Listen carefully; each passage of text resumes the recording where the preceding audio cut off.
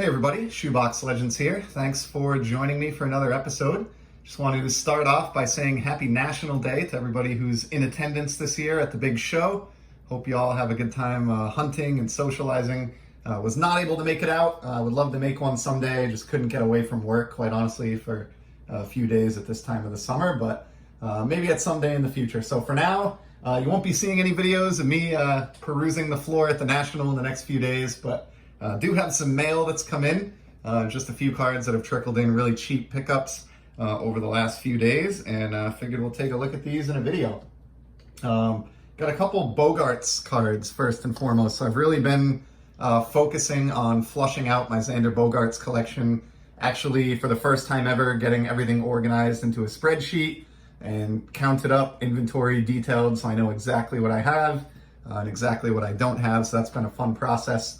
I've already a couple hundred cards into that inventory, and one that I found on Sportlots that I did not have prior, that I'm very happy to add to the collection, is this Museum Collection rookie from 2014. This is the green parallel, and you can see here it's numbered out of 199. So I got copy 85 of 199. This outer team set bag here is kind of causing a little bit of glare, but seller sent this one in a nice, little bit thicker top loader. These Museum Collection cards are on the thicker side, and not much to say about this other than it's a Xander rookie that I don't have.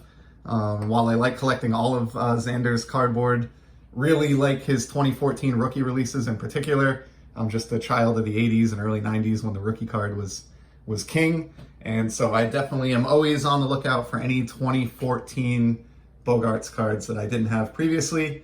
And best of all, this green parallel, the cheapest copy on ComC is like $20, which I just wouldn't pay. But I picked up that one that you see there on Sportlots for $1.99. So pretty happy with that cheap pickup for my Bogaerts PC. And I have one other Xander in today's mail video that came in. Nothing special here, but this is a Prism Rookie Rain insert. And just realized, I guess, as a result of kind of going through that inventory process here, that this is one that had just slipped by me. It's not a very valuable card, but it is a 2014 release, and it does have that rookie card emblem on there as such, even though it is an insert. And obviously, even though, Panini lacks a Major League Baseball license, and this is an unlicensed card, Prism, despite that, is really generally loved among collectors. So I kind of felt like for a cheap card, this was a somewhat significant little hole in my Bogaerts collection that I could plug, and it cost, I want to say, like $1.50 and less than $1 in shipping as well. So be nice to put that as another entry on the spreadsheet. And that one, because it is standard card width, will be going right into my Bogaerts Z Folio. Not the case for the Museum Collection, which is a little too thick for the Z Folio treatment. All right, next we have a couple from other sports here, and then another baseball card to close it out. But before we get there, I have a hockey card, and I scored this one on Sportlots as well, just because I was really astounded that it was available for the price that it was. So this is a Nikita Kucherov card, and if you're not a hockey fan and you don't recognize his name, he is the incredibly successful superstar forward for the Tampa Bay Lightning.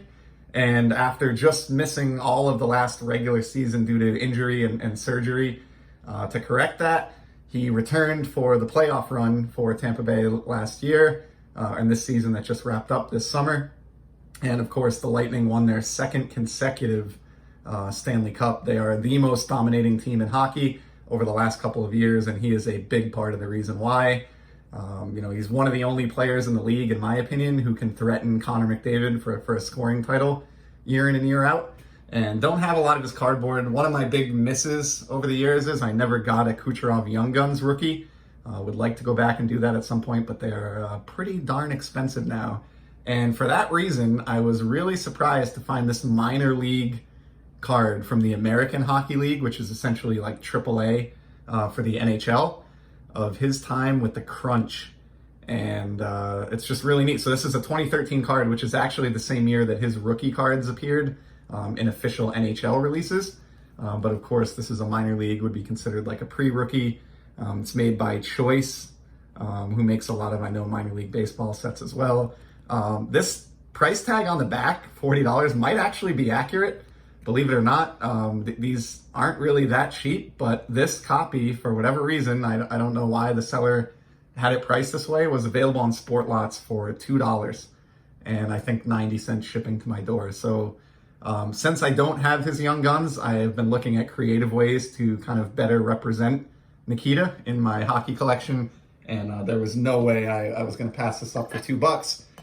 Worst case, if I get better Kucherov cards someday, I could always sell that one, and I'm very positive I could make a profit on that, but I don't plan on it. I sort of like the look of that one. I enjoy minor league cards, and pretty cool logo here as well for the Crunch. You've got this goaltender, or I can't tell if it's a goalie or a standard player, but he has a superhero type vibe going on. So just a neat card, and another example of how, for only $1 or $2, you can have a pretty fun time on Sportlots. Next up, I got one quick soccer card. This one comes courtesy of eBay, and this is a guy who I've shown on the channel a few times before. One of my favorite strikers in the modern game, Harry Kane. And obviously, those of you who have tuned into the channel for any length of time will realize right away one reason why I gravitated toward this one, and that is I'm an admitted absolute sucker for and lover of the Atomic Refractor. And this one came in a set that Topps actually kind of snuck this by me, but they recently released a product called Topps Merlin, you can see here. And that was a company who produced soccer cards back in like the 90s. And so this is apparently like a retro or throwback release. Had no idea that this existed or had come out at all until I bumped into this Harry Kane in an eBay search. And this is a limited card. It is stamped on the back out of just 250 copies. So it's not an impossible card, but he is, in my opinion, one of the top players on the globe. And he's also primed for a transfer potentially away from Tottenham Hotspur, who he's been with for many years. And depending on how that shakes out and what kind of club he signs on with, this guy could potentially be a very huge name, even more so than he is in international soccer, in the coming years. So combine one of my favorite players with one of my favorite card elements in the Atomic Refractor, and a price point where I was able to haul this in for around $10. And that was just an absolute win.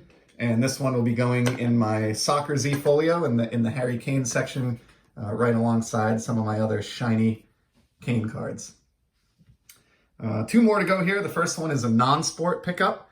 I had shown off in a recent episode a Henry David Thoreau Chrome card that I got out of Topps American Heritage. And to go along with that, this is one I like, as much or maybe even more. Got Edgar Allan Poe. And just like with the Thoreau, this is the Chrome parallel from the American Heritage set that came out in 2009 and is serial numbered as such to 1776 appropriately. Really cool. I've read a decent amount of Poe stuff, like obviously the more well-known stuff like The Raven, but I've read a couple other novels as well and have enjoyed his work, at least what I've been able to check out. And as I mentioned with the Thoreau card, my wife is an English teacher for middle school and high school at different points in her career. So she gets an absolute kick out of the fact that I have both Thoreau and Poe now represented on Chrome in my collection. So that's definitely the most obscure card in today's video, but I really dig that one. And last but not least, we'll return to baseball here. One more card. So this guy was recently promoted. There's a lot of hype around him, and he made his major league debut with my hometown Red Sox within the last couple of weeks here. And when he was called up, I kind of had a moment of panic where, you just can't collect everybody. And I realized that for whatever reason, over the past couple of years, I just hadn't made an effort to obtain even a single one of his cards. And so I didn't have a lot of budget to throw at it because I've just been focusing on other things. But I wanted to land something and settled on this for $1 from Sportlots. So the player I'm talking about is Jarren Duran of the Boston Red Sox, but pictured here on the Topps 2020 Pro Debut set with the Portland Sea Dogs up in Maine. And I like this one for a couple of reasons. First and foremost, it was dirt cheap. I got this for $1, plus some pocket change to ship it to my door. And secondly, I do like the sort of obscure photo here. That's something you don't see every day, with Duran sliding back into first base. So for $1, take a flyer out in the sky and at least have a card in my collection in the event that, he becomes the next Mookie Betts or Xander Bogaerts.